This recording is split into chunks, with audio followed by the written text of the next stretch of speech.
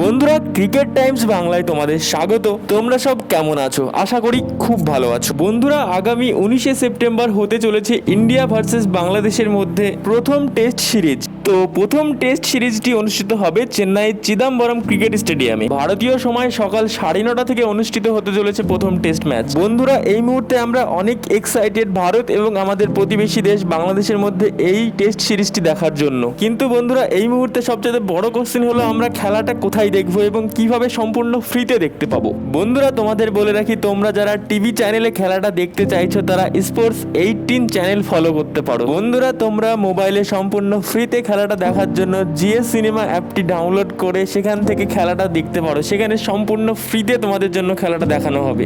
বন্ধুরা, আজকের এই ছোট্ট আপডেটটি দেওয়া ছিল। ভিডিওটি ভালো লাগলে লাইক, শেয়ার, কমেন্টস এবং সাবস্ক্রাইব করতে ভুলবেন না। দেখা হবে পরের ভিডিওতে। ধন্যবাদ।